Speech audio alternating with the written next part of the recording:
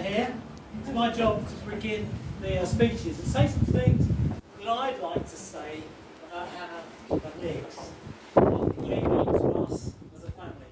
So I'm leaving the comedy to try and...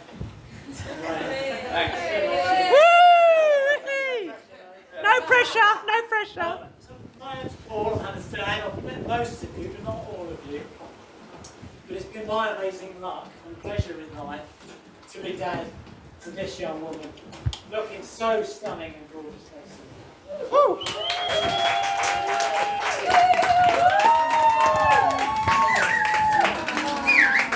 And I'd never have imagined that I'd be doing a speech like this, one of the favourite parts of the world, in a place like this.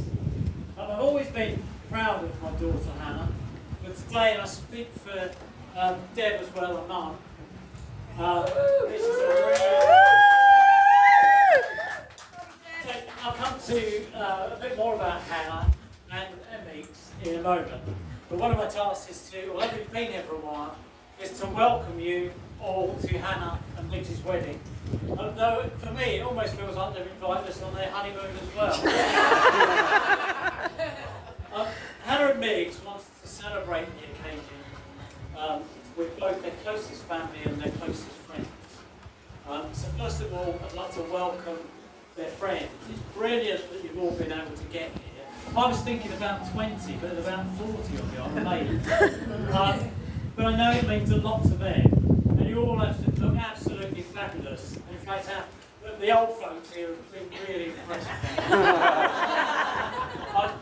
I'd also like to welcome the families. Migz's dad, Manuel, Sharon, all the way from Cape Town, via Bournemouth, Paula,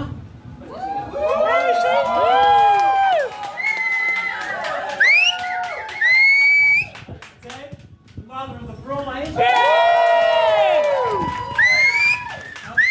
my friend Kim, who's known Hannah since she was little. My brother, and his partner. I was thinking, this is quite an international gathering. So, moving on to Hannah. When I was preparing this, as the doting father, I could only think of lovely things to say about Hannah. I've always been hugely proud to introduce Hannah as my daughter to anyone. And in character, she's kind, thoughtful, caring. And I always think her first thought is to try to make things okay for everyone else. But then I thought, this has got to sound realistic. You've got to believe me. So I asked her mum, it's not in the first thing she said. She mentioned words like stubborn, opinionated, argumentative, and total drama queen. Surely not Hannah. Does any of this ring true?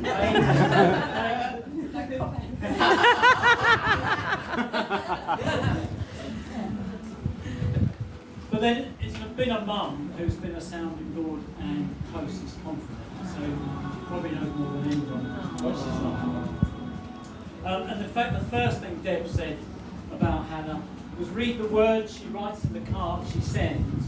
Witness the patience, thoughtfulness and kindness for the family and friends, and you know the true self. So, but there is another side to Hannah. At one point I was thinking my duties at least, but I think he knows. She's got I would say, another determined, single-minded, and often brave side to herself as well. And for me, nothing sort of demonstrated this more than the quiet discipline and commitment that she showed in over 10 years as a gymnast from the age of 5, and then as a coach. I know some of you know her for that long. Then as a coach in her teens and into her 20s. I always think her tumbling and falls still look dangerous and terrifying to me. Mind you, do you remember our gym routine?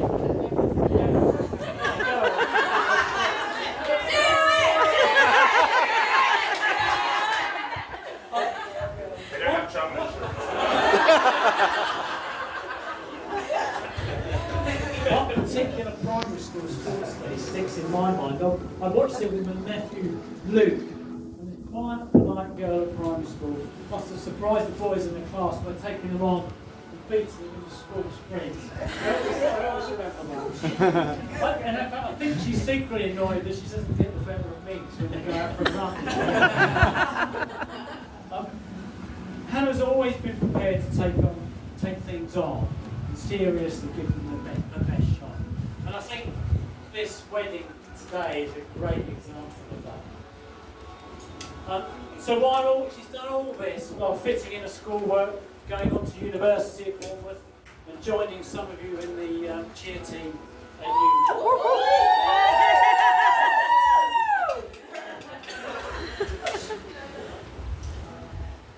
And I think Hannah would agree that what she has done and achieved has been hugely helped by the day-to-day parenting and support from her mum there. Woo! But she wasn't always fearless and caring. That's Hannah. I can remember when she was about 3 years old, screaming in terror as a little train ride crept past us at about 3 miles an hour. We're about the same age, bobbling around, crying her eyes out on a bouncy castle at Margate. So our exploring career didn't start exactly well. And when I spoke to Tom about Hannah, we both remembered emotionally charged games of frustration. I don't know if you know that game. Not that dice. On a Friday or Saturday night. And Kim, you played in some of these as well. Hannah would transform into the most competitive sister and daughter I've ever met. Kindness and caring out the window. Laughing and gloating as we lost. Complaining bitterly at the unfairness of it all, if we might celebrate any of our small victories. Laughter at the game. It really made us laugh. So, Han, we love you for who you are, and are proud to have watched you grow from a quiet toddler to a cheeky young girl, to a hard-working teenager, and finally, to the wonderful selfish woman you've become.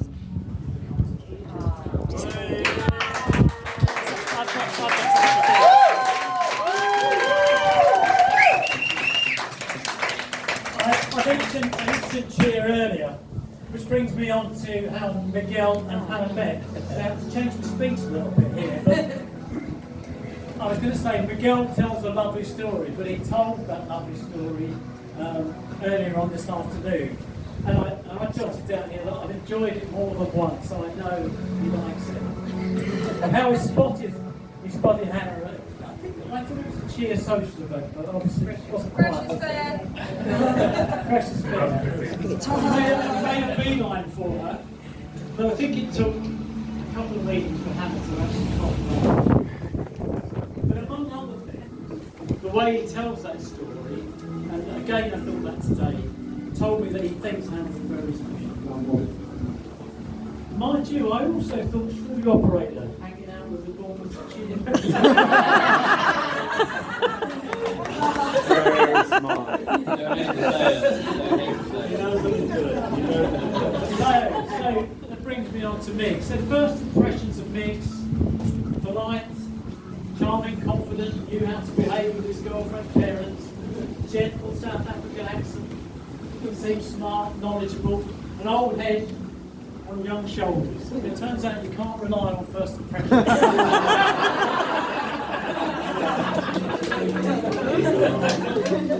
liked Migz from the first time we met.